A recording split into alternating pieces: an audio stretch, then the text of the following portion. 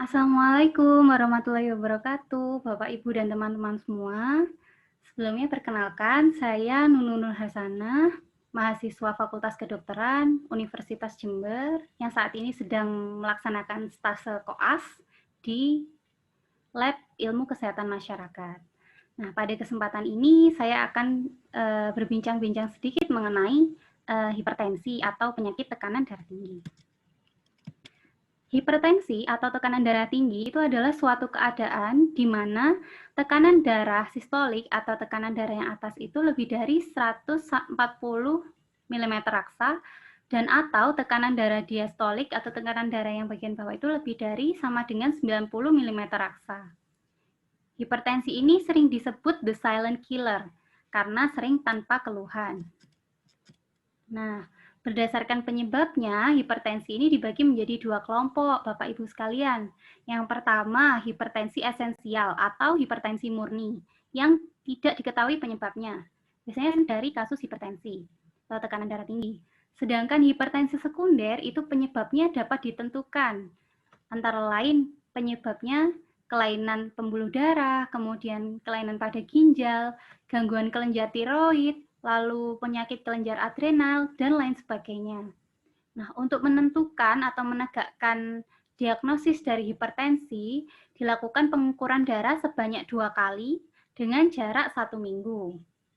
Untuk pembagian hipertensi ini, ada menurut JNC 7 pada tahun 2003, Bapak Ibu, dibagi menjadi ada normal, prehipertensi, hipertensi tingkat 1, dan hipertensi tingkat 2, di mana kalau normal itu dikatakan normal jika tensinya kurang dari 120 dan tensi yang bawah kurang dari 80. Untuk yang saat ini digunakan itu menggunakan pembagian dari JNC 8 yang pembagiannya lebih banyak dan ambang batasnya dinaikkan untuk agar penyakit hipertensi ini bisa segera dideteksi dini.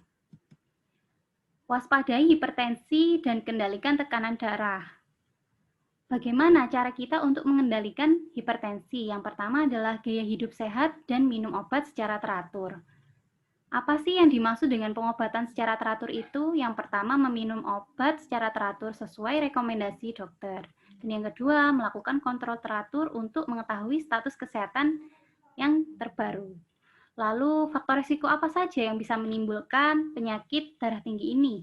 Yang pertama, ada faktor risiko yang tidak bisa diubah, itu umur, jenis kelamin, dan juga riwayat keluarga yang sebelumnya ada hipertensi. Yang kedua adalah faktor risiko yang bisa diubah seperti merokok, kurang makan buah dan sayur, konsumsi garam yang berlebihan, kurangnya aktivitas fisik, berat badan yang berlebih atau kegemukan, stres, dan lain sebagainya. Apa sih gejala-gejalanya kita disebut dengan hipertensi? Sebenarnya hipertensi itu tidak menimbulkan gejala yang spesifik atau khusus. Biasanya memang kebanyakan tidak bergejala. Tapi ada juga beberapa yang bergejala, misalkan seperti sakit kepala, gelisah, jantung berdebar-debar, pusing, penglihatan kabur, rasa sakit atau nyeri dada, mudah lelah, dan lain sebagainya. Apa komplikasi dari penyakit hipertensi ini? Nah, penyakit hipertensi ini bisa mengakibatkan berbagai macam gangguan pada target organ, seperti gangguan pada jantung, gangguan pada saraf, gangguan pada otak, ginjal, penglihatan, dan yang lain sebagainya. Lalu bagaimana cara kita bisa mencegah penyakit hipertensi? Salah satunya adalah dengan cerdik. C, yang pertama adalah cek kesehatan secara berkala minimal 1 bulan sekali. Kemudian yang E, enyahkan asap rokok. Lalu rajin aktivitas fisik, diet seimbang, istirahat yang cukup minimal 8 jam sehari, kemudian juga kelola stres. Salah satu faktor risiko yang bisa kita ubah adalah dengan mengatur pola makan atau pedoman 5 gram per hari atau mudahnya 1 sendok teh per hari. Lalu kurangi juga garam-garam yang pada masakan. Dan juga Bapak Ibu sekalian harus membatasi makanan olahan dan cepat saji. Kenapa? Karena makanan olahan dan cepat saji ini biasanya tinggi natrium atau tinggi garam. Lalu untuk makanan yang berlemak, bagi yang sudah hipertensi, batasi daging berlemak, lemak susu, dan minyak goreng.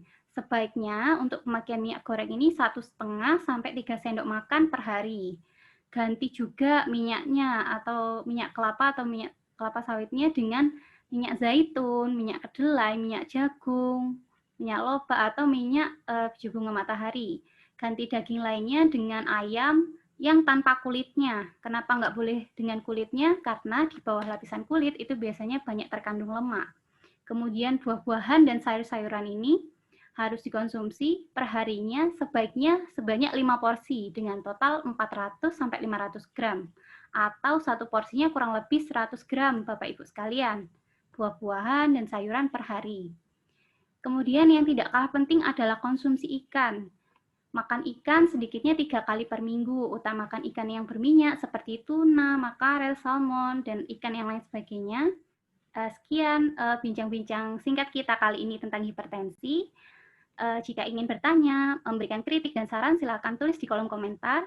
Dan tidak lupa saya memohon maaf jika pada penyampaian saya ada yang kurang, salah, dan tidak berkenan. Semoga bermanfaat. Wassalamualaikum warahmatullahi wabarakatuh.